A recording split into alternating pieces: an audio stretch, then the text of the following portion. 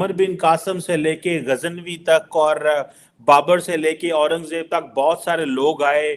भले श्रीलंका हो, भले जो नेपाल हो, मॉरिशस हो, बहुत सारे ममालिक के जो लोग हैं अब वो यहाँ पे आया करेंगे। इसको आप कैसे देखते हैं कि सारे का सारा भारत जो है वो नरेंद्र मोदी के साथ खड़ा हो गया है? पहले डेवलपमेंट इकोनॉमी की और अब मजहब को वो जो है वो लेके आए हैं, जिसको बहुत सारे लोग एक्सेप्ट कर रहे हैं। राम की जन्मभूमि 9,000 साल पुरानी हुआ। जब फॉरेन इन्वेडर्स यहां पे आए उन्होंने 60,000 मंदिरों को तोड़ के मस्जिदें बनाई। हिंदू मजहब is a non violent religion और उसका ये भरपूर फायदा उठाते रहे। चाहे मुगल थे या उससे पहले थे, थोड़े थोड़े से लोग घोड़ों पर बैठ के आते थे पहाड़ों से उतर के अफगानिस्तान की साइड से, और यहां फिर वो हजारों सालों तक हुकूमत करके जाते थे। जब वो गए तो चंद ईस्ट इंडिया कंपनी के लोग, वो भी मिलिट्री नहीं थी, एक कंपनी थी, वो आई यहां पे 1857 में जाके क्वीन ने इसको ब्रिटिश कॉलोनी बनाया था। उससे पहले तो एक कॉरपोरेशन रन करती रही इस मुल्क को। क्यों? क्योंकि Hindu religion is a non violent religion. और आज एज ए बहसीते citizen of a subcontinent, आज अगर ये टाइम आ चुका है कि इतने अरसे के बाद सब कॉन्टिनेंट राइज कर रहा है पूरी दुनिया पे, तो मेरा ख्याल है मुझे उसमें उनकी खुशियों में शरीक होना चाहिए। एक तो ये है। अब दूसरा, ऐसे मैं एज अ लॉ स्टूडेंट इसका एंगल बताना चाहूंगा। यहां पे मैं ये भी बल्कि मेंशन करना जरूरी है, लोग इसको ज्यादातर कवर नहीं कर रहे, इस चीज को बिल्कुल नहीं बता रहे हैं। वो 1859 तक दोनों मजहब वहां पे इकट्ठे इबादत करते रहे। इसको ब्रिटिश लोगों ने सेपरेट किया था। और इस वक्त कई लोग ये समझते हैं कि ब्रिटिश पॉलिसी जो ये थी कि डिवाइड एंड रूल किया जाए, तो उन्होंने हिंदुओं और मुसलमानों में ज्यादा डिवीजन को उन्होंने इंक्रीज किया। ये भी एक थ्योरी है इसमें। और फिर उसके बाद इससे अगली स्टेज पे चलें तो हाई कोर्ट ऑफ इलाहाबाद से ये चीज शुरू हुई। उसके बाद ये सुप्रीम कोर्ट में गई। सुप्रीम कोर्ट ने 90,000 डॉक्यूमेंट्स जो है एज एविडेंस 8 जबानों में पढ़े हो, तब उन्होंने कंक्लूड किया कि this was a birth place of Ram. ठीक हो। उसके बाद फिर उन्होंने वहां से 25 किलोमीटर दूर एक फासले के ऊपर एक जगह दी है जहां पे उन्होंने कहा कि आप अपनी मस्जिद बना लें, और वहां पे बना रहे हैं मस्जिद। बल्कि यहां पे आपको इंकिशाफ ये करूंगा कि लोग नफरतों में आते हैं तो बहुत ज्यादा आगे चले जाते हैं। मैं समझता हूं कि बहुत गलत बात है। This is a 21st century. इस सेंचुरी के अंदर नफरतों की, अग्रेशन की, दहशतगर्दी की गुंजाइश मौजूद नहीं है। जब मैं पढ़ रहा था इसके बारे में, उस मस्जिद को बनाने वाली कमेटी के जो हेड है शेख साहब, इस बीजेपी के मेंबर है।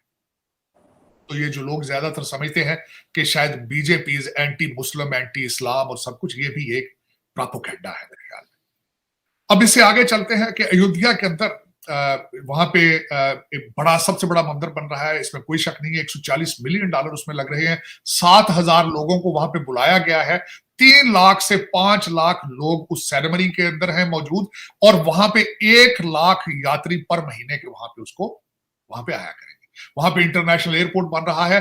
आज के मैं आज सुबह आपके सेगमेंट से पहले ये सुन रहा था कि वहां पे 1 लाख रुपया पर नाइट होटल चार्ज कर रहे हैं अयोध्या के, और वहां पे एक vast majority of Muslims they are living there as well.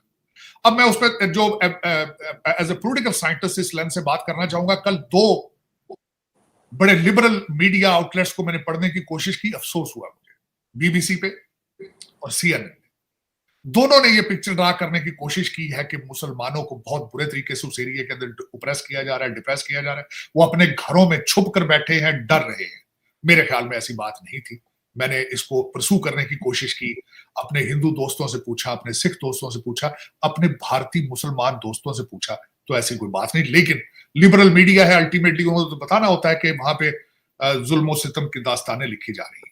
अब मैं तीसरा एंगल ये बताना चाहूंगा चीमा साहब, इस मंदिर को बनने में, इस मस्जिद के इशू के ऊपर 2000 से ज्यादा लोग अपनी जानें जाया कर चुके हैं।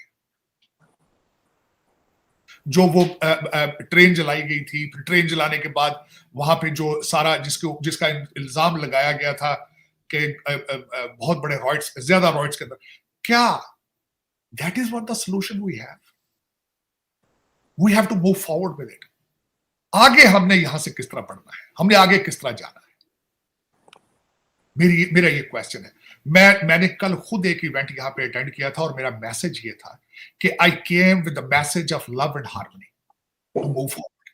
हम सदियों से यहां रह रहे हैं और सदियां यहां इकट्ठे रहेंगे। क्या हम इसी स्टेटस को में रहना चाहते हैं, नफरतों में? क्या यह सोल्यूशन है इस चीज का? क्या जंगे और दहशतगर्दी ही सोल्यूशन है इस चीज का? मेरे ख्याल में नहीं। 2000 माएं अपने बच्चे जाया कर चुकी है। हमने इस ट्रैक पर नहीं जाना। That is what my message is. और मैंने कल यही मैसेज दिया था कि my message is love and harmony. अब दूसरा, उसमें चीमा साहब, मैं समझता हूं कि जिस तरीके से आपने खुद देखा होगा कि India is rising, no question about it. उनकी फॉरेन पॉलिसी आप देख लें, जयशंकर साहब का ईरान का दौरा, मास्को का दौरा, फिर उसके बाद डेवोस वो चले गए वहां से, और जिस तरीके से उनकी इकोनॉमी ग्रो कर रही है, आपने देखा होगा बोइंग ने, जिस तरह हमने पिछले सेगमेंट में कहा था, the biggest campus after USA they are building there in Bharat के अंदर। और उसके बाद उनका फ्रेंच प्रेसिडेंट का जाना उनके 26 जनवरी को वहां पे। और मैं समझता हूं कि India is rising, is no question about it. और उसमें मेरे ख्याल में the way the Muslims and the way the Pakistan need to move forward with it to normalize the relationship and start the trade with that. मेरे ख्याल में, जो मैं समझता हूं हमेशा, कि अच्छी चीज अगर आप इजाद नहीं कर सकते तो उसको कॉपी करने की कोशिश करें, लर्न करना चाहिए, मेरे ख्याल में।